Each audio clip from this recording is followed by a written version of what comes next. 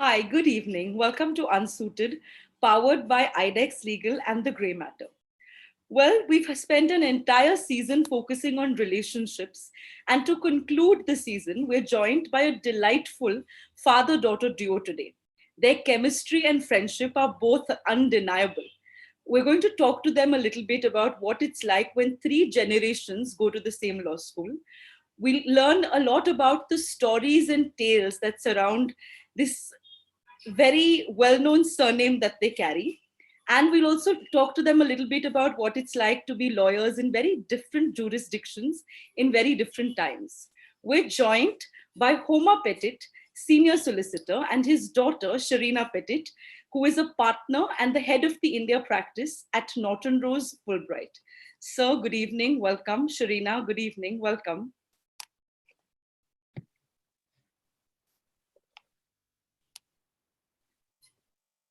We'll give Sir a moment to switch on his camera. Hi, Sherina. How are you? Sherina, you're on mute. Hi, Mick. How are you? Good. Good. Hi, everybody. Hello, sir. Yeah. Hi, sir. Yeah. Great. So thank you for being part of our final episode of series 2 of Unsuited. It's gone really fast. So I think already 6-7 weeks have flown by, and it's been a pleasure interacting with lawyers across country and also internationals on this series. And we're delighted to have you, Sherina and Homa sir, as our concluding lawyers on the program. And I'm really looking forward to getting into the personal lives and stories behind two excellent, well-known lawyers. So, sir, I'll start with you. Obviously, the Petit name has a long heritage, within the Indian community. There's rich heritage, which name carries across business, healthcare, and even education. So let's start about if you could just help us and the viewers talk about the Petit name, the journey that it's had amongst the Indian community. Before I start, I wanted to just thank you and Tanisha and the entire team for having us with you. I look forward to this episode with all of you. Thank you for inviting us. Our pleasure. Yeah, because as far as the question is concerned, I think if I could make out, I think you had mentioned 2 or 3 things as part of this. One is the business part of the family, and I think did you mention education part and the hospital as well? Sorry. And the hospital as well. And the hospital. Yeah. So let me start with that. First and foremost, I think my wife Aban, Sherina, my son-in-law, all of us, we are very proud that we are part of the Petit family. Basically, the family came as a business family. It was combined business together with philanthropy. Just to briefly tell you a episode which I think might interest the audience also. Our original name was not Petit, it was Surti. We were from Surat. And then one of my forefathers actually came down to Bombay and got into the stevedoring business. The original name, as I said, was Surti, but as a stevedore, he came into contact with a whole lot of ship captains. And at that time, there were the French ships which used to come to Bombay and then go on to China. And these people always looked for a good stevedore. I think the Parsis had made their name in the stevedoring industry, and particularly one of my forefathers. So whenever these French captains used to come to the port, they used to come and say, "Où est Monsieur Petit?" And they used to ask, "Where's that Mr. Petit?" In French. Where's the small gentleman? Because I think all of us, except for my father, who was more than 6 foot, but all of us were short. So he used to say, "Où est Monsieur Petit?" And then my forefather used to come there. And that is how traditionally our name changed, because most of us were taking the names of our professions.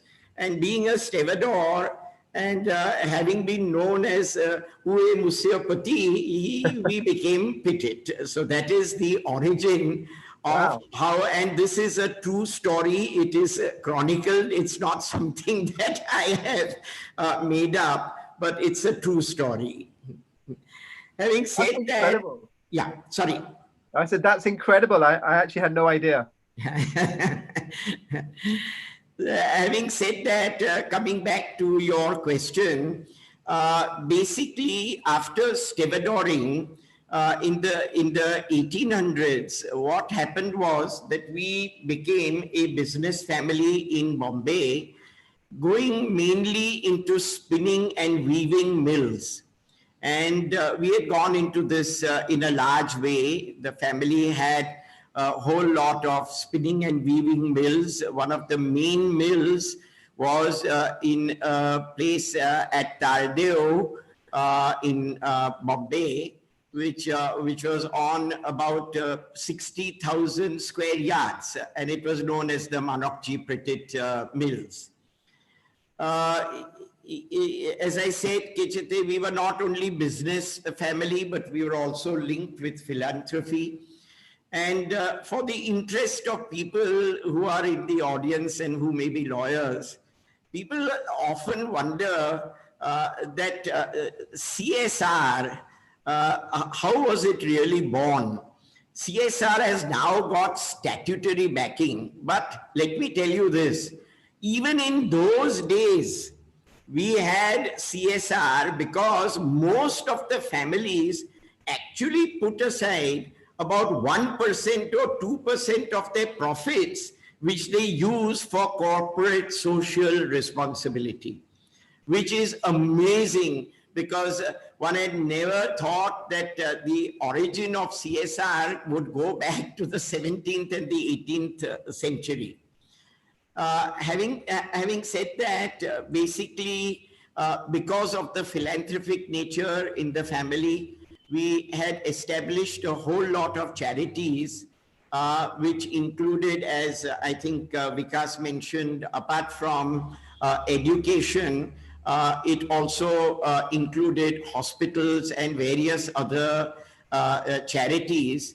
The charities were not only in Bombay, but over the length and breadth, not only of India, but also abroad. In fact, we had charities also in Tehran, in Iran, and a place in Iran called Yazd, and we also had charities in Karachi. So therefore, the charities were widespread right through. Just to give you an example of what type of charities we had, my ancestors have put up a whole lot of fire temples, places of worship. They've put up reading rooms and libraries. In fact, I can tell you a small episode. A few years ago, I got a call from some person in Bilimora, which is in Gujarat. And he told me that, he says, "Sir, are you from the Petit family?" So I said, "Yes." So he says, "Sir, are you aware that there is a Petit reading room in Bilimora, and there are now only about 4 or 5 Parsi families here? So we are going to celebrate one of our centenary or some celebration of that. and we wanted one of the ancestors of the Petit family to come and grace the occasion. So would you be able to come? I told them, I said, I'd be thrilled to come, but unfortunately, as they say, man proposes and God disposes. And thanks to the fact that I was carrying heavy briefs for counsel as a solicitor, what happened was that I got hernia and I couldn't attend that function. So that was just a little aside that I could tell you. Apart from the reading rooms, as I said, we have the famous J.N. Petit library, which is at Flora Fountain, which has the blessings of so many students who have studied there and who have passed out from there. We've also, coming to education, what you asked, Vikas, we have primarily, I think I can mention 2 or 3 institutions. One is, of course, the G.B. Petit School. There's also the Homa Petit School at Bandra.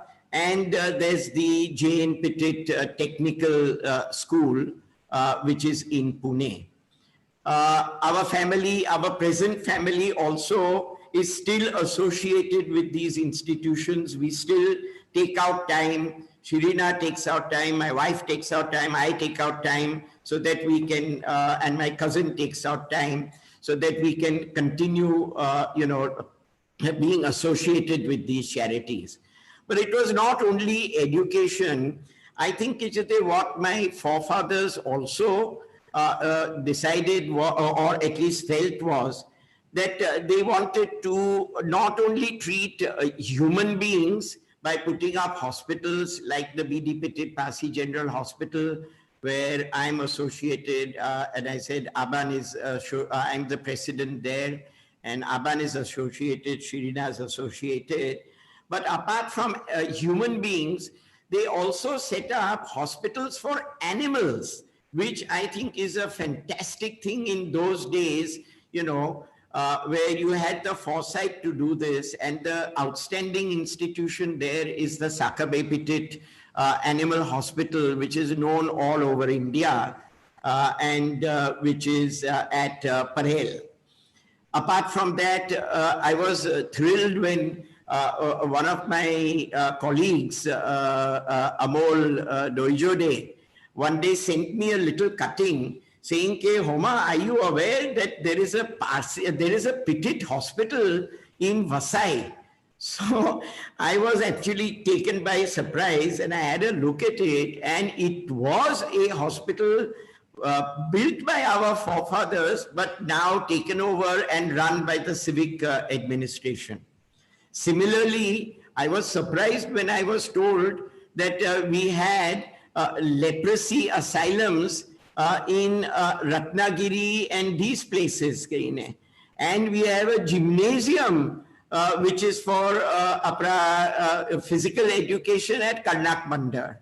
So you can see that the whole wide spectrum of charitable institutions were put up by my forefathers.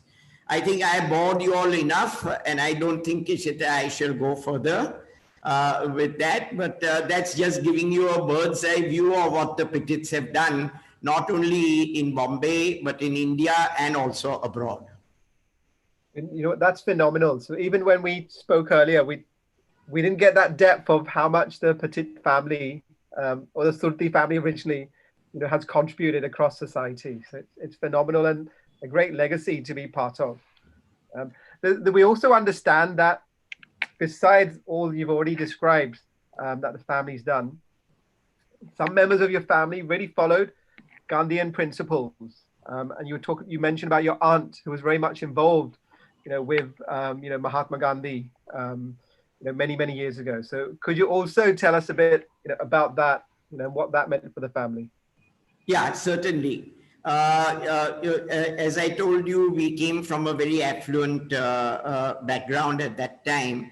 But my father's sister, that's my aunt, she decided that she wanted to forego all her Parisian clothes and all her perfumes and all her, all her other fantastic things that she was used to, the lace napkins and the lace saris and God knows what else, Karine. And she was so taken aback because you see, Gandhiji and some of the political bigwigs at that time used to visit the family residences, and she decided that she would give up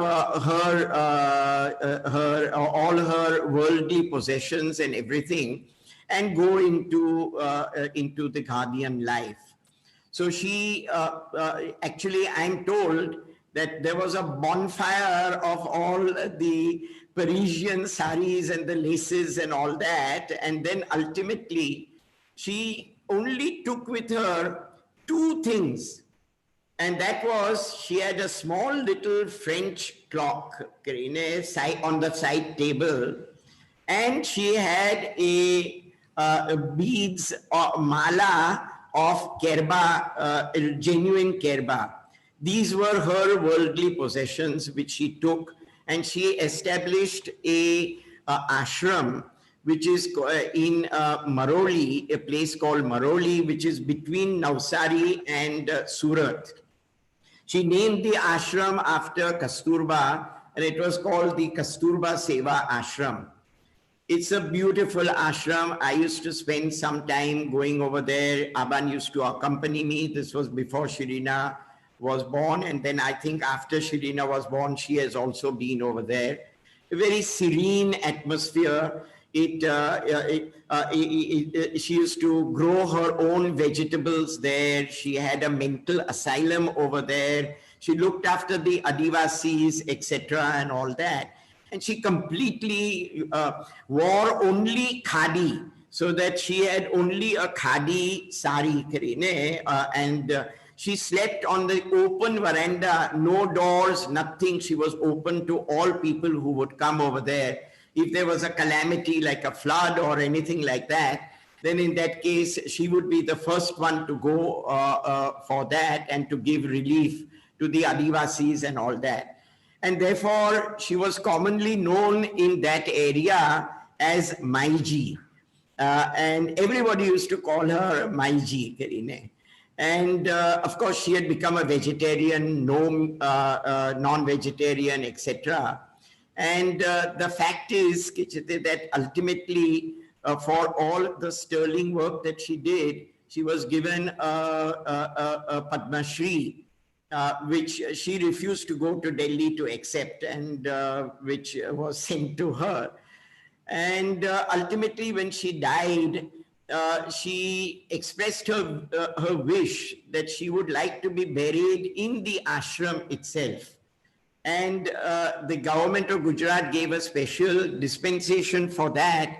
And today also she is buried in the place which she loved and where she spent her entire life. So that was her, that was the Gandhian interaction with us. Phenomenal story again. We want to thank you again for sharing the insights from your family legacy. Want to move on to your personal journey.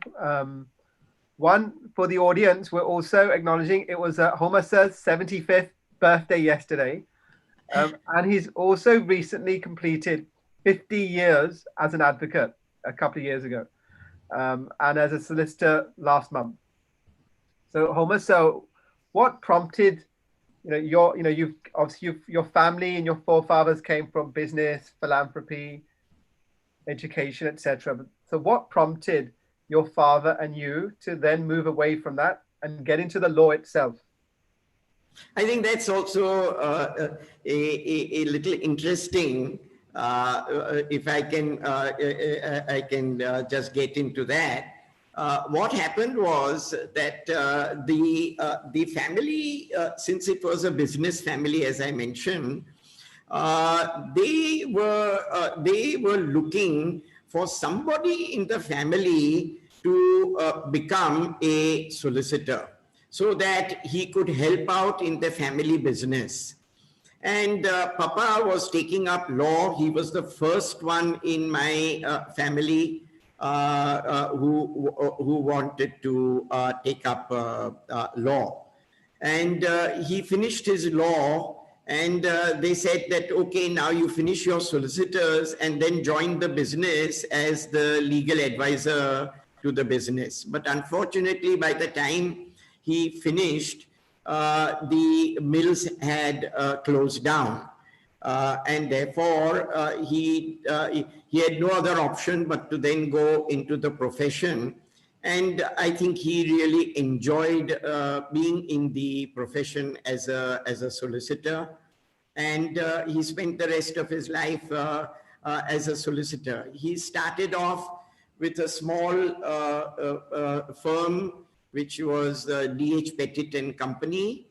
And then somewhere in the middle, he joined Smith-Burn and Lambert as a partner for a few years, because one of the senior partners there, his son was becoming a solicitor, and they felt that until he became a solicitor and joined Smith-Burn and Lambert, they wanted someone like Papa to be there. So therefore, Papa joined Smith-Burn and Lambert for about 2 to 3 years. Now that takes me to why did I also join the profession? And for that, there was a simple explanation. You see, as a school-going child, Papa had by that time gone to Smith-Burn and Lambert, and he was working like any other solicitor, late hours. So very often my mother would, Papa would get his dinner sent to the office. And as a schoolboy, you know, at that time, people didn't eat at 10 o'clock and 11 o'clock and 12 o'clock in the night. So they used to have their dinner by about 7:30, 8. So as a child, I was popped into the car with the driver and with the tiffin. And as a youngster, I used to go to Papa's office with the dinner and all that. And I had a look at his table. And I said, oh my God. I said, I can just about say A, B, and D. I forgot even C but at that time. I said, how the hell does Dad manage all this? And you know, how is he remembering all these papers and everything, Karine? So that was a thrill to me, that there was somebody who knew more than A, B, and D, Karine. And therefore I thought, well, I must change my initial reaction, which was that I wanted to become a bus conductor because I loved the sound of that ticket, you know, that going tick, tick, tick, tick, tick, Karine. So I said, no, I think I better change. So I then decided that it's much better to come into law rather than as a bus conductor. So, and then, you know, there was always law being discussed at home, everything and all that. And there was no question about anything. I was very fond of debating, elocution. I was very fond of dramatics. I like that. I used to go for the moot courts. I used to go for the debating and all that. And I don't think that there was any second thought after that. And I decided, okay, that's it. I'm going in for the law. It was only a toss-up, whether I should go in as a counsel or whether I should go as a solicitor. Initially, I wanted to go in as a counsel. Papa also was encouraging me. So he sent me for public speaking to a institute at that time, which was run by a Parsi called Kavasji, Karine. So I used to go to Kavasji's public speaking school, where I got my initial of becoming a solicitor, a counsel. But then ultimately, when I joined Mullah and Mullah, after I passed my LLB, I think there was no other way that I would like to go. I would like to go only, into the solicitor's profession. And there was no other option because my father at that time, being a solicitor, he knew everybody in the profession. So, and this is another part of my life which I didn't know was going to evolve. Mr. S.R. Vakil, Shavak Vakil, he was one of the most phenomenal persons in the profession. He's of the Nanavati case trial for people who wouldn't know. So my father spoke to him and told him Homa would like to come into the profession. And Shavak immediately said, there's no question about it, tell him to come from tomorrow. So that's how I got into the profession. I did not then realize that in the profession, I would meet Shavak Shah on so many other occasions. And on one occasion, of course, professional etiquette does not permit me to talk about the case, but it was a very, very high profile case. And I was so fortunate that I was interacting with Shavak Shah, and not only with him, but by then, Shavak Shah's son, Hormasdiar, had also become a solicitor and a partner of Mullah and Mullah. So I was interacting with Shavak Shah and with Hormasdiar. And I did not know that probably a few years later, that Hormasdiar's son would become my son-in-law. So, Shavak Shah's grandson and Hormasdiar's son is now today my son-in-law, and another absolutely fantastic gentleman, a fantastic lawyer. He's going to, I think, make his mark in the profession. And I think Sherina is very fortunate in having such a lovely person as her husband. A beautiful story all the way down. Yeah. And I mean, as they say, the rest is history. And I think Sherina's probably grateful you chose a career as a lawyer and not bus conductor. So that's a lot of interesting storytelling there. Thank you for sharing so many stories. Sherina, we're going to now focus a little bit on you, and would love to hear from you in terms of what your childhood was like, whether it was, so did you go to one of the schools that the family ran, or did you completely go somewhere else? Thanks, Tanisha. I actually didn't go to J.B. Petit School. I went to the Convent of Jesus and Mary School because my parents didn't want a Petit to be in a Petit school because they didn't want me to turn out spoiled. And my mom had come from a convent school as well, the Presentation Convent in Kodai. And I think the family were very supportive when she said, I want to put Sherina into a convent school. Dad went to Cathedral, and there was a debate about whether I go to Cathedral. But I think mom prevailed, and I went to Fort Convent. To say that I came from a very sheltered background would probably be an understatement. I think you need to add a lot more veries to that, a very, very, very sheltered background. Dad constantly tried to toughen me up, but he constantly had to battle with my mom, who was a full-time mom and dedicated her entire life to pushing me through school. And I would say with Dad, pushing me through life to achieve what I have today. I knew from a young age from school that I wanted to be a lawyer. I would constantly hear Dad and Grandpa constantly talk, and I watched as clients would listen to them and hang on to their words. And I would be exhilarated, like, wow, people are listening to them. My family are all night birds except my husband.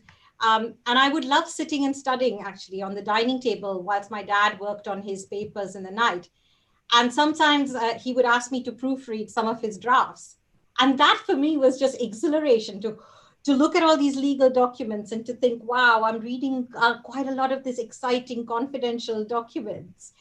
Um, School was also filled with memories of me spending some of my school holidays in dad's office, where other partners would also bring some of their children. I was not allowed to eat on the road or eat chaat or anything, as one doesn't know the water it is made with. But the days I went to dad's office was the day that dad and I would, and for the people from Bombay, we would sneak in a juice at Kandil Juicewala, and a save and a bhel puri at Sea Lounge at the Taj. And that was the extent of the excitement to be having this kind of stuff. And obviously it made me want to go to the office more. From school, I went on to another girls' college, Sophia College. And it was at this time that my parents said that if I was serious about the law, I had to toughen up. I had to start public speaking. And that's when I started debating in elocution. My dad would make me revise and re-revise for every debate and every elocution competition. And in one of them, I remember it was, I think, an intra-college debate in HR college. And I don't know how, but he managed to sneak into the debate competition. And I was on the stage and I stared with disbelief when I saw him sitting in the last row. And I was so embarrassed because this was just not cool to have your dad in the audience. I can't believe I'm talking about it today.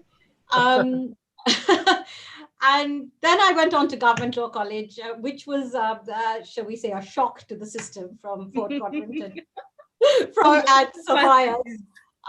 Mom and dad dropped me off for my first day of college, and I wondered where I had landed. There's a lot of fun memories, and particularly many laughs. And I've made so many amazing friends at GLC, and they're still friends today. And I remember sitting in the canteen, and we would burn matchsticks under the table so that cockroaches would come out before we could eat the dosas in the canteen. And I was just thinking, gosh, this is really different to Sophia's or Fort Convent. But I eventually went on to become, I think, one of the first female presidents of the Students' Council. And if I recall correctly, I actually handed on the mantle to Sharan Jagtiani, who's now is a prominent lawyer. A long way away from the shy and very timid girl that I was in school. And first day of college for me at GLC was also first day of working with Dad at Gagrat and Company. Dad actually wanted me to sit in the library and absorb law, and I just said, I want to start work. So I ultimately signed articles under my dad and worked with him and Rashmi Chandrachud, who was a partner at the firm at the time. And I could not have been luckier with the both of them. And that's where I ultimately got a chance to work on my first international arbitration. And Dhananjay Chandrachud was the counsel on our side. And it was just fun. And I thought, God, this is so much fun. I think this is probably better than litigation and going to court. So that's a round robin. And I hope that's answered your question. It has. Thank you for sharing that. It sounds like a really exciting, fun journey, spurred with a lot of input from your parents. Yes, sir, please go ahead. I just wanted to add one thing to this. When Sherina mentioned that we put her into Fort Convent, that was because I had mentioned earlier about my aunt, Mithuben. Right. And Mithuben was also in Fort Convent. Oh, okay. Yeah. Did Sherina meet Mithuben? Did you meet with her? Yes, I think she had. No? Sherina? No? Never. Okay. Some part of the legacy that she then kind of carried forward there. Yeah. So speaking about your mother, I'm going to redirect the next question to Sir. So, sir, clearly you were this very, accomplished elocutionist, debater, mooter, all of that, right? Through college, through all your colleges. Because we understand you went to Sydenham and then Elphinstone and then GLC, of course. So, obviously, this made you fairly popular with the women. So tell us a little bit about what finding love at GLC panned out like, because we understand that Sherina's mum was on her way to becoming a lawyer, and then she fell well in love with you, and the rest was history. So why don't you throw some light on that story, please? Okay, I'll do that. Only thing is You're that already blushing. because I hope that the episode which I am about to tell you will make many more people, if they are in the audience and who are going to GLC. Now, I hope that they will follow what I have done, and probably have such romances in the way that I did, Kirin. But Thank you. Please inspire. Please yeah, go but ahead. before that, I can just mention that as you mentioned, after I finished, I didn't go to Elphinstone. I actually had enrolled in Elphinstone College, but my father used to have a walk with Mr. Desai, who was a professor in Sydenham. And he told my father, he said that, Homa, nobody in the next few years is going to know who is Keats and Shelley and Shakespeare. He says, instead of that, the trend now is that if a person wants to go into law, he should go with a commerce background. And that is why, though I had actually enrolled in Elphinstone, I pulled out my papers and went to Sydenham. So I was a Sydenham student. Commerce, to study commerce there, Yeah, right? that's Okay. right. So you please be careful, sir, now when you narrate this story, because your dinner today depends on how you narrate the story that you're going to narrate. I think so. If there are any mishaps, do share your address. We'll send dinner over. So please go ahead. I've taken proper precautions because I've had a nice lunch, so that if I'm denied dinner, it's okay. Great. Please. Anyway, coming to this, and just before that, I can just one more minute of this, as Sherina said, as you mentioned, that I was a lot in debating, etc., and all that. I want to just share one small little thing with you, and that is that Sherina virtually was a mirror image of my life, Karine. And she also, when she was in law college, did a lot of debating, etc., and all that. And one day she came home and she's telling me, she says, Dad, I won the first prize in this particular competition. And I got the cup over there, and, they're engraving my name on the thing. So I had a look at it, and she says, oh my God, Dad, do you know that your name was on it? So I said, well, that's good. So that cup and that trophy has now got father and daughter on it. Sorry, I digressed from the other thing, but I thought that this may be worth sharing. Absolutely. Yeah. So as far as the girls are concerned, I was not much of a tomboy as such, because I was so much into other activities that, I was playing badminton, tennis, and all the other cricket, football, everything, so therefore I had hardly any time to be, and then after college, law college, what I used to do is I used to go to either daddy's office, or I was put in some other organization where I could get the grip of everything. But having said that, it's a very, it's an episode which, as I said, I hope some youngsters who are still in government law college who are on this program would be able to follow. It was my wife was about 6 months, I think, junior to me in the class. I had gone to pay my fees for the next semester. And in front of me, there was a driver who was standing, on the thing. And I was rather peculiarly thinking, who is this who's so snobbish that will send a driver with the form and the fees. And I sort of peered over his shoulder, looked over this, that, and the other, and all that. And all that I could see was the photograph which was on the admission form.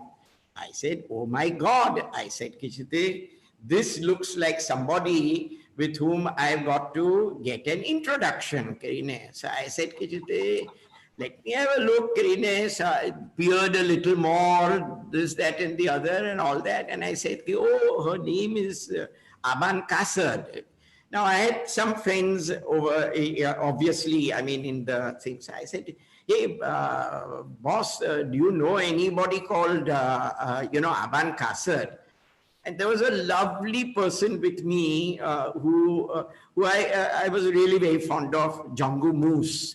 He was ultimately top notch in Glaxo and all that, Karina. And we used to go for debates, elocution, everything, and get the prizes there. So I told Jangu, I said, Jangu, do you know this? He says, Are, my God, Karina. He says, of course I know her. When I was in Nagpur, I was staying in one of her bungalows in Nagpur, Karina. So I said, oh God, she's from Nagpur. So I said, that doesn't sound very... this thing, because I'm not going to shift over to Nagpur to go and meet her. But then I found out that she has a residence in Warden Road and that she's very much a Bombay girl. So I said, hey, now instead of giving me all these useless introductions, I said, come on, give me an intro to her. So he says, okay, chalo, come on. So now Aban was a very, very shy person. So she used to come just when the bell rang for the eye, and as the bell, the thing ended, she would go straight for her car, get into the car, driver would take her home. Now, I had to do some planning as far as that is concerned. Jumbo and I one day skipped one of our classes and stood at the entrance. And as Aban came out, there was Jumbo saying, hi, Aban, do you recognize me? Come, meet my friend Homa Petit. You know, he's a very clever student. He's not like me.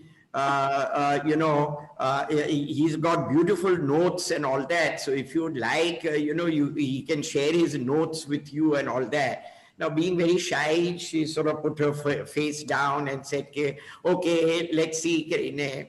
Then, of course, I mean, there were the accidental bump-ins, etc. Then Jangu told her, he's now today going to speak at this place.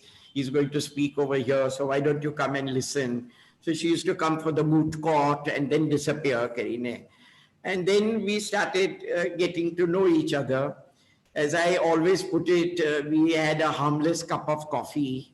And that's how it started. And then I shared my notes with her. And then one thing or the other led to the fact that we got married. And my only regret is that we got married and she gave up law. But I can tell you one thing, and I want to stress this, and that is behind any, I won't say successful, but behind any man is the woman, Karine. And I can tell you that all that I owe today is to my wife and to my daughter, Karine.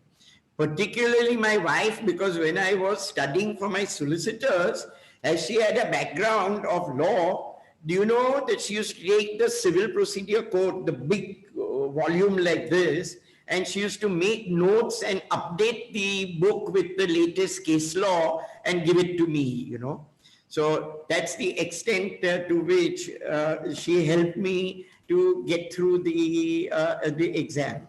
So my advice to all the youngsters is definitely peer into the admission form of the person who's in front of you. In future, maybe you'll get your, your spouse also from Wow. that. Wow. From sharing notes and coffee to sharing a lifetime of togetherness. How many years has it been, sir? Well, we got married in 69. So therefore, it's more than 50 years. Oh, wow. How lovely. This story is just It's very, very heartwarming, and thank you for sharing something so personal. Wonderful. So, Sherina, moving back to you, you finished GLC, you finished your basic graduation. I think you did the 3-year program, right? Yes, I Right. did. And Yes. then you went off to do your LLM to the UK, London specifically, with the condition and understanding that you were going off just for a year and you'd be, the plan was clearly to be back within a year. So, and from there to where you are today, heading the India practice at Norton Rose Fulbright as a partner, tell us about that journey a little bit. All about the LLM and then how, you probably landed your first job. We'd love to hear that. So after I completed my law at GLC, I got into King's College, London for my LLM. And my parents came to drop me off to London on the strict understanding that I would head home, in a year to join my father's practice. But I think life had something completely different in store. My LLM year was one of the most fun experiences, and I fell in love with London, and I fell in love with everything it had to offer. I guess the best part was interacting with people from all over the world and making lifelong friends. And more than studies, it actually opened up my mind to make me start thinking differently and start thinking independently. So when I was choosing my subjects for the LLM, I recall, I think there were about 150 subjects at the time to choose from. And I love the contentious side of law, and I'd done the arbitration that I'd said, earlier. And Dad was the one who told me, look, take up international arbitration because I think that's going to be a field of the future. The courts in India are overburdened with cases. And so do international arbitration. And I was very lucky because I had some absolutely phenomenal professors. Julian Liu, who, at that time was heading the arbitration group at Herbert Smith. He was one of our professors, and it was just the most phenomenal experience. And during the LLM year, I requested my parents to let me try and apply for a traineeship. And my mom said, absolutely not. I mean, you've gone for a year and you're coming back. And my dad said, look, why don't you just let her try? She's not going to get in. No one is giving her a work permit. So let her try. And I'm going to pause you there. So, sir, why were you so sure she's not going to get a job there or a work permit? I'm so curious to understand. You see, at that time, all these people who were, trainees and that sort of a thing, all that they had to do was their senior would say, please go and get a cup of coffee. Come on, do this, do that, rather than, any intellectual work sort of thing. So I was sure that if she got into one of these smaller firms, she would be just bringing coffee for the clients. And I said, no way will you go on unless and until the condition was if you get into one of the top 5 firms or 10 firms, then that's all right, Karina. I don't mind. Okay. Carry on, Sherina. Yeah, so that was the condition, that you get into one of the top 10 firms by the end of the LLM, you stay, otherwise it's homeward bound. So I was extremely difficult at the time to, get any work experience. And I think I must have had over 50 rejections or over 100 rejections. I've kept them all actually. And my parents came to pick me up in London to take me home, and we went on a holiday to Spain. Before we went, and my bags were packed, everything was packed. And I remember going to a computer terminal with Dad, and suddenly I logged into my Hotmail account, and there was an email from Linklaters. And I read that about 3 times. It's like, I can't believe someone from Linklaters is calling me for an interview. And I said, Dad, look, there's an interview call from Linklaters. And he said, are you sure? And so we went back to the hotel, and he told Mum, we should fly back to London. And I remember walking, Dad actually came with me for the interview. He waited outside, and we walked to a Linklaters, and both of us, when we arrived at Linklaters, we gaped nervously because it was 2 tall towers, and we were used to the law firms in Bombay. And Dad just said to me, gosh, just try and sound intelligent and just pretend to read the Financial Times in the reception. when they come to pick you up. And so to cut a long story short, few interviews later, I negotiated a part trading and part associate contract in project finance at Links. And it was at Linklaters that I realized I didn't want to do project finance, and I wanted to really be a contentious lawyer. So at that time, a mid-level associate, Mark Sambrook, who's actually now a client, told me that there was a paralegal friend of him at Sherman and Sterling had told him that they were looking for a junior associate. And to think of getting into Sherman and Sterling was like a dream, because with its reputation for arbitration at that time, I think it was one of the firms that had probably one of the largest concentration of the absolute stalwarts of arbitration as its partners worldwide. So I ran down the road, handed my CV in, and a few interviews later, I was lucky enough to be chosen. So Linklaters and Sherman and Sterling proved, I would say, to be some of the best and most rigorous training grounds, where I just lived on adrenaline. The concept of sleep or a free weekend was completely unknown. But I got to work on some of the most exciting cases in the world, and that's what kept me going. And it was at this time as a junior associate that I thought of starting to develop the India practice.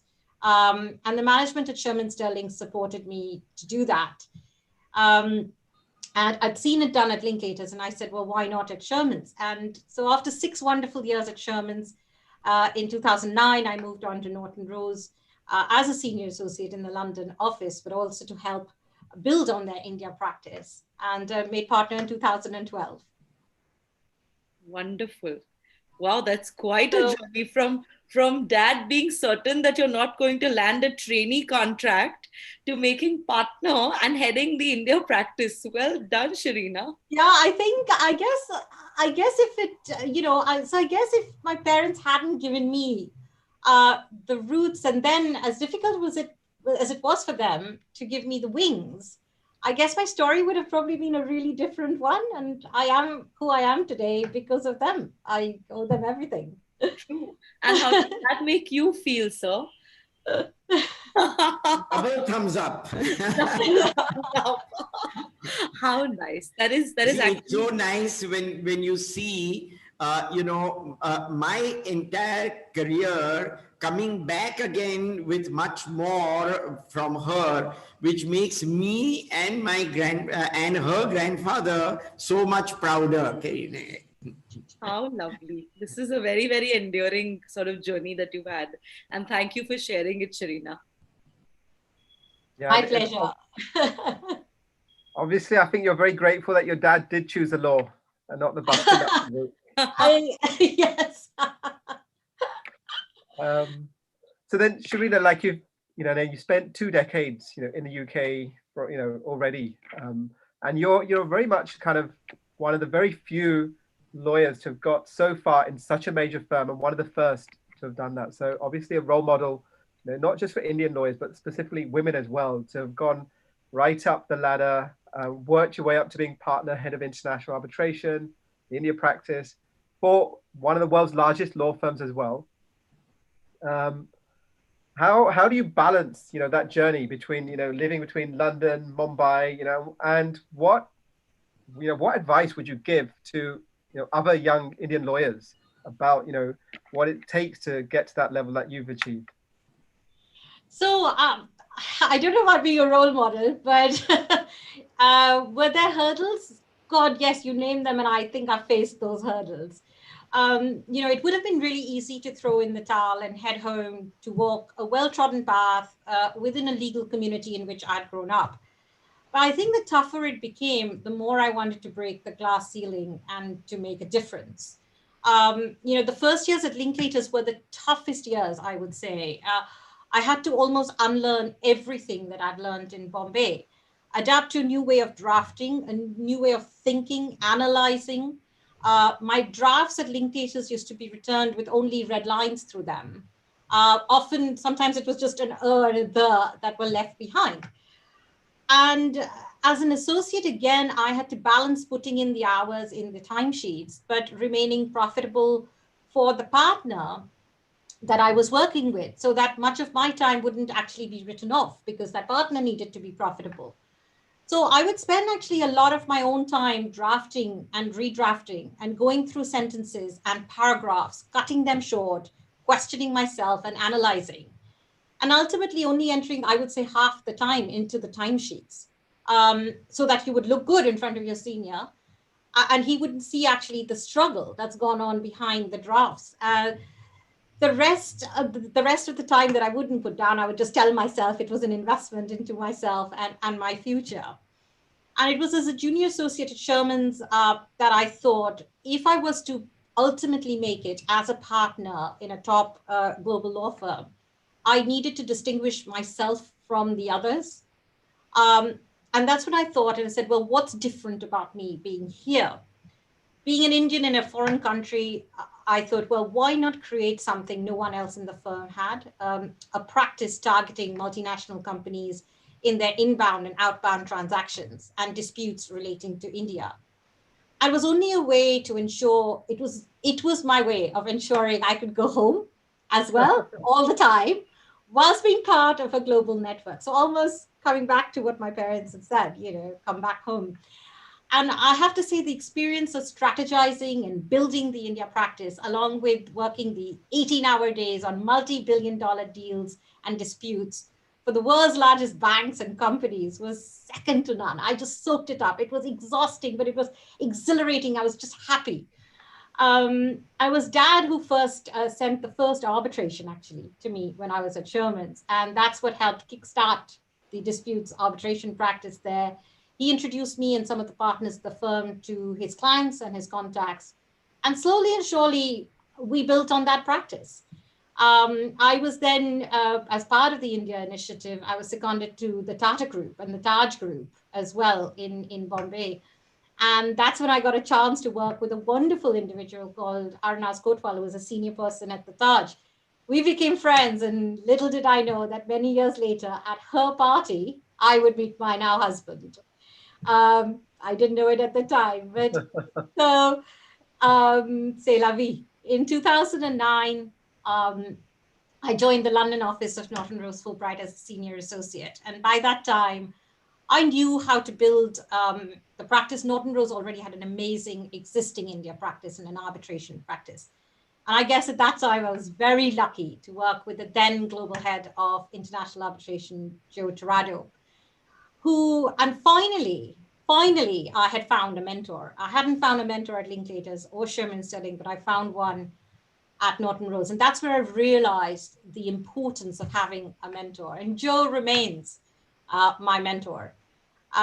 He was tough, but he was fun, and we had fun. And I learned so much. And the best of all was he gave me the independence to work. And ultimately, it was his support and his encouragement where he spoke to the partnership, and I got fast-tracked through partnership. And I had a lot of support for a lot of amazing partners at Norton Rose. Raj Karya, who was the then head of the India practice, Madhavi Gosavi. And these were just few of the, there were only about 2 or 3 Indian names at that time at Norton Rose. So that was really amazing. The partnership process of the firm was a year-long, rigorous process.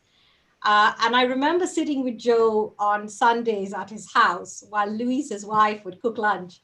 And we would actually put his kids' dolls in a row on the sofa. And I would repeat my business case again and again to all the dolls. Each of them we'd named after each member of the promotion committee. And Joe would time me on my presentations. I was such a rigorous process. But on 1st of May 2012, whilst I was in India with my parents, I got the news that I'd been invited by the partnership to become one of the only female partners in my team in London. Wow. Mom and Dad and I waited all day. I still remember biting our fingers for the news, fingernails for the news. And we knew the voting was on. And finally in the evening, Dad just said, let's break the tension and let's go to Dampuk for dinner. So, and that's when I got the call that the chairman wanted to speak to me the next day. And needless to say, the next day we celebrated. And even though my dad doesn't drink champagne, that was the day he drank champagne. So Joe left the firm a few months after I became a partner. And I was then encouraged and supported by another senior partner and then the global head of disputes, Deirdre Wuka, who, and as I said, another person, Raj Karya, who was the head of India practice at the time. And I went on then to become the head of arbitration across EMEA, and then the head of the India practice for the firm, which now allows me to spend every month or at least every 2 months at home in Bombay and working out of India. So ultimately, I know that service to any client comes down to teamwork. And I guess I'm very blessed to have an amazing and hardworking team. A lot of them who've actually trained under me and worked with me, some for over a decade. So yes, there were hardships, but when I think of success, I think it's a combination of professional success, but most importantly, personal success. And I'm blessed to have an amazing set of parents, an extraordinary husband. And I think they are truly my north, my south, my east, my west, my working week, and my Sunday rest. And in very different ways, each of them are my friend, philosopher, and guide. I couldn't have asked for more, and I couldn't have done anything without the three of them. That is beautiful, Sherina. And you will be happy to know that as I browse through the attendee list, I can see that Joe and Raj, both of whom you mentioned, are actually watching. So it might be a good time to say hi to them. I don't know if I missed your team members. I don't know them by name, but I'm guessing some of them may also be watching. So you can see a big hello to all of them. Well, I'm sure they'll remember the stories I said, and Joe will remember the dolls. But what an innovative way to train. What a bright, innovative way to actually just practice, right? It's fantastic. Well, I think you can't make it without a mentor, and you can't make it without hard work and dedication. But all of that, you do need that support of your family, and you need that mentor. And I didn't have that at Linklaters. I didn't have that at Sherman's. But and if I didn't have it at Norton Rose, I don't know what it would have been. I may not have landed. Yeah. So there's a dual concept, right? There's mentors, which is what we understand them to be traditionally. And then there is sponsors. Sponsors are seniors who can also double up as mentors, but they're in the organization that you are. And they kind of, push for you, and they sort of hope for you to make it to a certain position, and they sort of guide you in that direction. So I think what you speak of, Joe, and to some extent Raj as well, they've probably been sponsors as well, right? Not just mentors. And that makes all the difference. So yes, Raj, Joe, we're saying a big hello. And thanks for watching. So yeah. Okay. Moving on, Vikas, over to you. I'd like to also thank Joe and Raj, both of them, for making for all that they have done for Sherina. And a big thank you to both of you. And actually, there's another person as well who's actually from Pune, Madhvi Gosavi, and she's a partner at the firm as well, and immensely supportive again. And there's just few of us, who are Indian or of Indian heritage there, and it's great how the support, and I think that's what makes Norton Rose a phenomenal firm as well. So if Madhvi is there, I think you should thank her as well. I may have missed her. Sorry.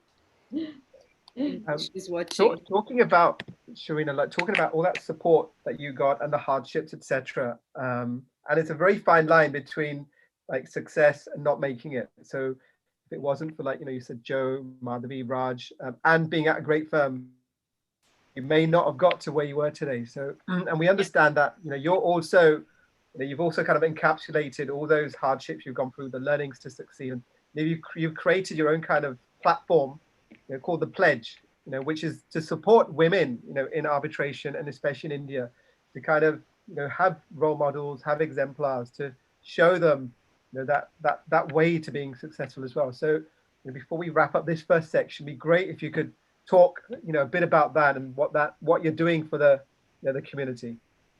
So I'm on the steering committee of the Pledge for Equal Representation of Women in Arbitration. And this is a global movement that was started in London by a couple of people at different law firms. And the objective was to improve the profile and the representation of women in arbitration, and to appoint women as arbitrators on an equal opportunity basis. Today, the Pledge has over 4,000 signatories from across the world. And it has really contributed to, the numbers of women who are today being appointed as arbitrators or being considered as counsel for arbitrations has gone up hugely because of the pledge. So I launched the pledge in India about 2 years ago with the help of the London Court of International Arbitration, where I'm on the board. And I now head the India committee for the pledge. And through this, I've started a number of initiatives, because you just find women in India, they need that mentor. They need something. They need a platform to speak up. And so last year, I traveled to India with the Director General of the LCIA and some of the Queen's Counsels from London. And we held an all-women's roundtable dinner for women in arbitration in Mumbai and in Delhi. And there was a selection of junior, senior, and mid-level women, solicitors, advocates, senior counsels, general counsels.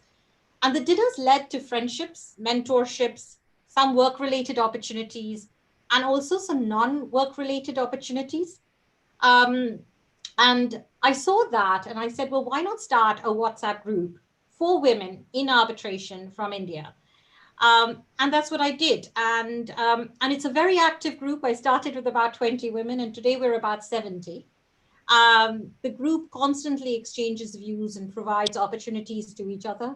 Their junior members keep asking for questions, and there are senior members who help on answers, arbitration-related answers. And it's also led to people getting appointed as arbitrators and as mediators as well from the group. So that's been amazing to watch. We have monthly meetings, and we sometimes invite inspirational women from around the world to speak of their journeys under strict Chatham House rules on how easy or how difficult it was for them. And in fact, on Friday, we had a wonderful open discussion with Justice Sujata Manohar about her, the trials and tribulations she faced with becoming, going up to the Supreme Court and then becoming an arbitrator. And it's phenomenal.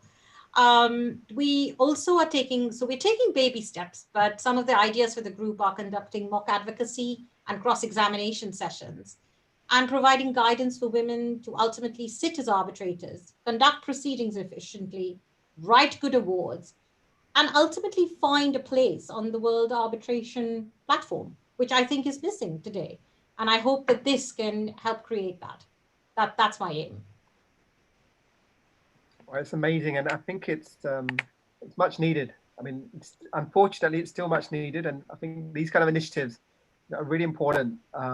And like you said, and I know, like that journey you went in the UK, where it was easier to think, pack my bags, come back home, and a lot of, even during the interviews we've done, a lot of young Indian lawyers have done that. They're like, we're not going to do the slog in the UK or international. It's just too much effort. Let's just go and build a career, and you can accelerate that much faster in India. So but you know what, you say that, but I'll tell you, having that knowledge that I could chuck it up and I could come home, that was amazing for me to have, that I knew I could do it. I knew I wouldn't be on the street. So if it failed, it would be okay, because I would come home. And I had a supportive family to do that. And this was just, London would have just been an experiment. Yeah. So I think that's where it's really exciting to have that backing, that you can chuck it up and come home and it'll be fine. Well, I think it's great you didn't, and you did manage to, slog it through in the end. We're going to wrap up this round now, and we're going to move on to, it's been fun already, but a bit more kind of lighter fun and games.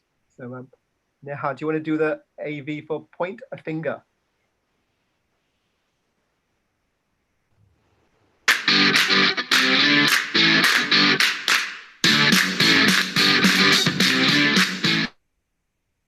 All right. So you can turn your camera on as well. Okay. So what happens in this round, for the benefit of our guests who are watching for the first time, we'll ask us a bunch of questions in quick succession. Our guests will cover their eyes with one hand, use the other hand to point either at themselves or the other person, depending on who the answer applies to. Okay. Are you both ready? Can we see your hands? Can you cover your eyes? So, sir, your hand will have to be up at the camera. The other hand, the second hand. The one that's going to point. Yeah, put the pointing finger out as well. Sherina, you as well, please. You can keep your eye, if you're more comfortable to leave your eyes open, you're free to do that. Don't worry about it. No pressure. Just keep the other hand out so that we know which way it's pointing. Yeah, that's great. Okay. Are we ready? Sherina, you should cover your eyes so you don't cheat. We'll let your dad off. Hey! No, it's okay, Vikas. Trust her. Trust a lawyer. That's what you do. Good, yes. All right. So shall we start? Are you both ready? Okay. So who is the better lawyer? Lovely. Okay. Who is messier? Okay. Who is likely to start an argument? Okay. Who is the family more likely to go to for advice? Okay. All right. Who is more likely to get a parking ticket? No faith there. No faith on both sides. All right. Who is likely to overshop at a grocery store? Okay. And who is more likely to use profanities?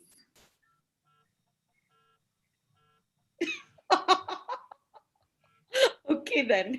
Vikas, over to you. The questions aren't over. Who's more likely to turn aggressive during game night? I think I know the answer to this. Who's more likely to hold the camera upside down on a video call? Who's more likely to be very chatty with strangers? We saw that. We saw a little bit of that. And well, that's how he got married as well. So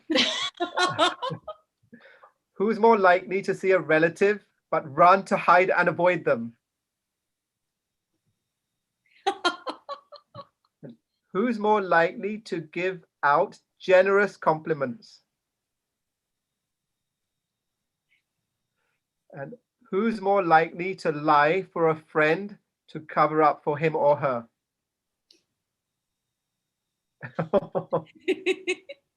A lawyer who refuses to lie. That's Homa Petit for you. All right. Who's more likely to set the dance floor on fire with their moves? Both good dancers. We should have asked them to do that as an experiment. We'll play a song. We'll play a song now, and then we'll see what happens. Okay, wonderful. That brings us to the end of this segment. Thank you both. You played very well. And we will now move on to the next round, which is the last round for this interview, the interrogation, where we'll ask you a bunch of questions. You have to swiftly answer. Don't think too long. It's like a rapid fire. We'll quickly play the AV and then play the game.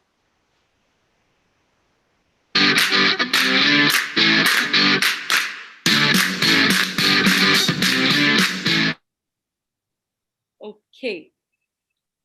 All right. Are you both ready for the interrogation? Okay. All right. So if not the practice of law, what would you be doing professionally? Homa, sir, you answer this one first. Conductor. He really wants to do this. What is that? What is that action even called? Punching. You know, in the old days, these conductors, bus conductors, used to have a little instrument by which they used to take out the ticket and then punch the ticket. Punch, correct. That punch. Go tick, tick, tick, tick, tick, tock. So as a child, you know, that absolutely fascinated me. And I said, this is what I have to do. Fair. Sherina, how about you? I think either a journalist or a vet. A journalist or a vet. Okay. Do you have pets? We used to have a dog, and I really want to keep a dog, but lifestyle doesn't allow it. I think I was so scared of seeing, an animal hurt that I don't think I would have been a very good vet. Okay. All right. A landmark case that you were a part of and your biggest learning from it. Homa, sir, you want to answer that first? I I think we've had so many cases where it's very difficult to point out to any one case, and professionally, it may not be correct to point out to any particular client, but it's been, every case has been a learning episode.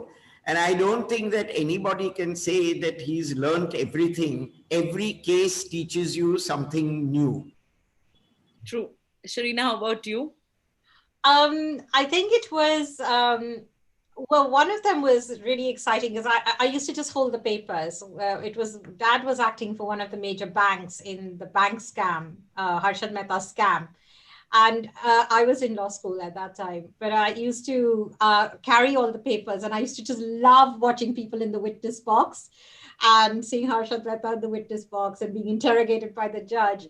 And then I would say, for me, it's been, I wouldn't say it's one case, because I think that's where it's amazing to be part of the world of arbitration, because at one point I was doing solar, wind, energy, and construction at the same time, and pharma.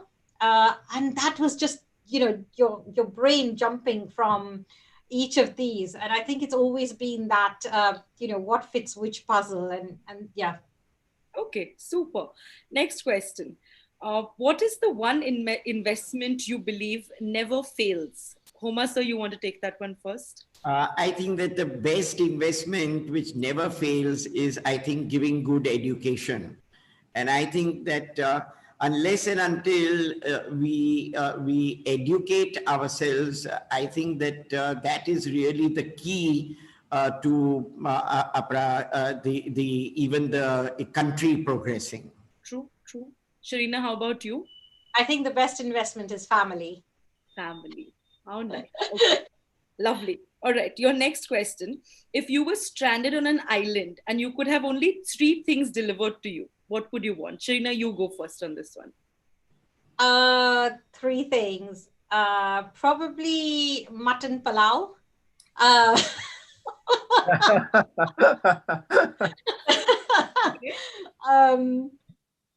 I think it'll all have to be food related. You don't want any of your devices like a phone, charger, iPad? No, I don't want a phone. You don't want anything. Okay. I think it'll all be, well, yeah, it will be food. Things delivered. Well, besides my family, of course, but I would say, yeah, mutton palau would be definitely number 1. Number 1. Probably followed by a good mutton biryani as number 2. Oh my God. Whatever the difference that might be. All right. Okay. So how about you? I think, Chite, I have no other choice but to follow my daughter, because I'm also a foodie, and I definitely think that all 3 would be there, except that I would go for pork and prawns, I think, more than I think palaus. Okay, so both of you have your priorities absolutely set right. Good to know. All right. So a challenging time for you personally, from which when you emerged, you felt like you really managed to sort of wing it, Any one short incident like that? I think life poses a lot of challenges, and I think that at some stage or the other, I think that you have to face those challenges. And I think when you do face the challenges, if you have a supportive person like my wife, that at a particular stage when I was shifting over, she said, why are you getting worried? This is only a relocation. It's not really a start of a new practice, sort of thing. So I think that's how it is. Fair. Sherina, how about you? I think each step where I was making a decision, each step has been a challenge. The move from, India, deciding about Linklaters, and then the move from Linklaters to Sherman.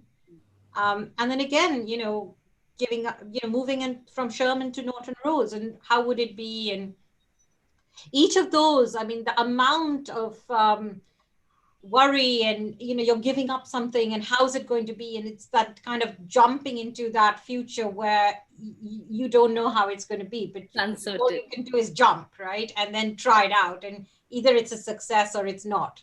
Correct.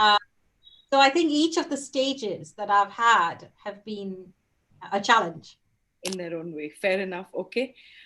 What food will you absolutely, under no circumstances, ever eat? Sir, you want to answer that one first. Vegetables. I had a feeling he's going to say vegetarian biryani. He just missed out the word biryani. Any type of vegetable. Oh, really? Wow. Sherina, how about you? I would say it's probably peas and boiled carrots. Peas and boiled carrot. Okay, fair enough. All right. One skill you don't have, but you really wish you'd learnt it. Or sort of, yeah, just, it's an important to have skill. So Accounts. Sorry?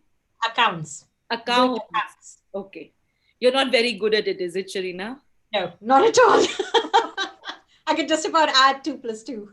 Okay. How about you, sir? I think basically, I think that one has to really look for it and find it and challenge yourself, that you've got to conquer it and you've got to get over it and you've got to learn it. I think that's the main thing. So somewhere you're saying like willpower, resilience, a combination of that. Like right? that. Okay, lovely. All right. So this is a bit silly, so bear with us, okay? If you had to pick an animal that resembles the other, now whether it's characteristics or look, you decide, which animal do you think the other would be? So, Sherina, why don't you go first, given, your interest in being a vet? You Probably a dog. Oh, okay, nice. And so how about you, if you had to pick out an animal? Yeah, I think as far as Sherina is concerned, probably a cat, because I'll tell you why. Because whenever we have chicken in the house, I find that just like that, she loves to go for the bones and choose the bones. So I think that definitely has a cat characteristic. All right, fair. Okay. One thing you most miss about living together, like in the same city or the same country, that you really miss. Sharina, you want to go first? I guess it's I haven't really missed it because I'm home all the time. So and I obviously when I'm at home, I stay at home with mom and dad, and Right. so I haven't. And I think the lockdown has been really, really, really difficult because it's for the first time I haven't been home, and I didn't realize, I never really felt I was away, because every time I'd leave home, I always knew I was coming back. And that's the way I'd kind of tailored my practice. So I think the lockdown has actually made me realize how much I miss that. And I hope we don't have to face more of that. Yeah, true. How about you, sir?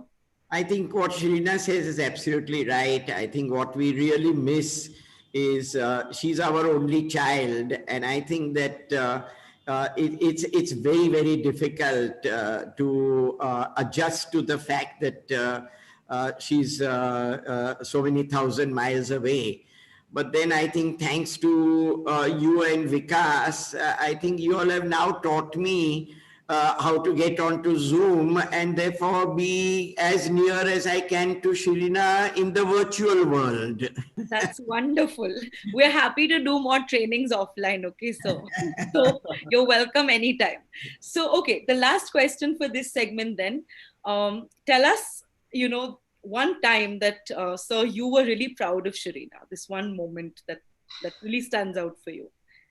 I think the time that I was most proud of Sherina is when I saw actually my whole career, as I said, coming back again to me with more. And just to give you one instance of that, one day she telephoned and said, "Oh, Dad, I've done everything, but I don't think you've ever been to the House of Lords. And tomorrow I've got a matter in the House of Lords and I'm going there." And I think that was what was the most thrilling as far as I'm concerned, that here she's done better than her grandpa and her dad. Nice. Okay. And Sherina, how about you? Any one moment that stands out for you? I don't think it was any one moment. I think it's just actually watching the way my dad has been so resilient with, moving firms and, I guess being being a great dad. And the resilience of all of that, you know, and I've seen the trials, I've seen the tribulations, I've seen his thought process, and you know, the discussions with my mom, and what do we do next, and how do we do it, and what's the next step. I mean, he was a partner for 30 years at a firm, and then, you know, built something else. So that was really phenomenal. So I guess that's just watching him just do that, but also be a great dad at the same time. It's a combination. True. Okay, wonderful. It's been lovely chatting with the both of you. And like we said in the beginning, you know, your friendship, your camaraderie, your sense of oneness is just so endearing to watch. And I'm sure everyone who's watched today and will subsequently watch this recording will definitely see it. It just sort of comes through. You can't avoid it. So thank you both for doing this. We may have a couple of questions and comments. We're going to take the liberty to take 5 minutes more to just read those to you. Right. So, Vikas, do you want to read the couple of comments that are in, please? Yeah, this is a phenomenal one. So I'm gonna read it from Joe, Joe Tirado. An excellent event and a lot of fun. By far the best webinar I have seen during this long lockdown. Well done, Homa and Sherina. Congratulations to all. Take care. Stay safe. Thank you, Joe. Thank you. Vikas, read the other one from Joe. He sent another message. Yeah, he said he does remember the dolls. We all worked for Sherina, not the other way around. Wonderful to see her well-deserved success, and happy birthday to Homa as well. Wonderful. Okay, and I think we have 2 questions as well that we'd like to sort of just quickly take. So a gentleman called Nilesh Modi asks, what is the story about the clock which you can see behind Homa? Oh. And Nilesh Modi also asks, how many stray dogs does Homa feed? Okay, I'll take that first one. As far as the clock is concerned, it's one of the old ones which have come down in the family from grandfather to father to me, and probably I hope it will go to Sherina. The only anxiety is that there are now very few people who can repair or maintain these clocks, and that's what's going to be really the challenge in the future. As far as the second one is concerned, let me first mention, so far as Sherina is concerned, there was one day on which she came and she said, Dad, I'm doing this animal, a petition for the animals, saying that the dogs should not be put to sleep. So I said, that's excellent, And of course, Justice Chandrachud passed the order finally by which the killing of the dogs had been stayed, and it is still in existence. That was one of Sherina's first cases. So coming to Nilesh's question, I think rather than me, I always used to joke with Sherina and say that as far as you are concerned, you got the largest clientele of any advocate and solicitor put together, because there are so many lakhs of these dogs, the stray dogs, who are all your clients, Karine. I had to pick and choose about 6 or 7 of the dogs in my gully who then became sort of, fond of me.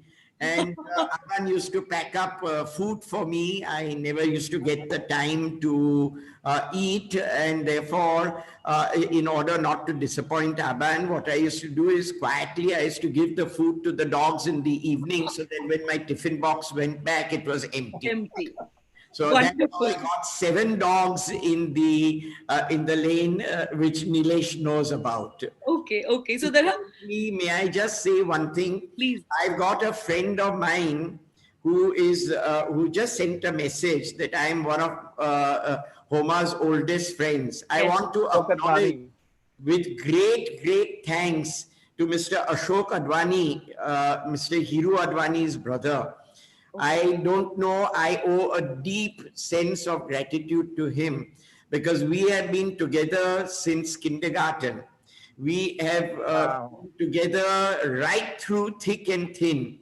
It was Ashok Advani who actually inspired me, filled up my forms and sent me for my LLM abroad. So Ashok, I owe you a great debt of indebtedness, and thank you for being there on this seminar. And big shout out to him as well, because he said that I'm probably Homa's oldest friend, and the webinars taught me things I didn't know. So, wow, that's something. All right, and that also shows you how connected the legal community is, right? Because I think you interviewed Hiru and his son last weekend. And Ashok is Hiru's yes, we did. brother. So it's just a surreal world. Yes, and also there's a gentleman called Mukund Thakkar, and he says, Sherina, I thought you were smart, but your dad beats you hands down. Okay, then I'll get you for that.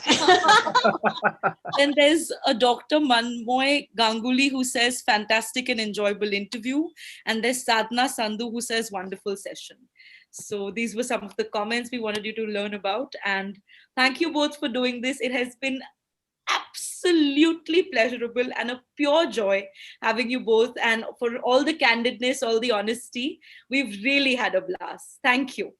I just want to apologize to the audience in case I've been long-winded, in case Sherina and I have both been long-winded. I know that my dinner is at stake because the one thing that I'm going to be told by my wife is that you just don't know how to keep quiet.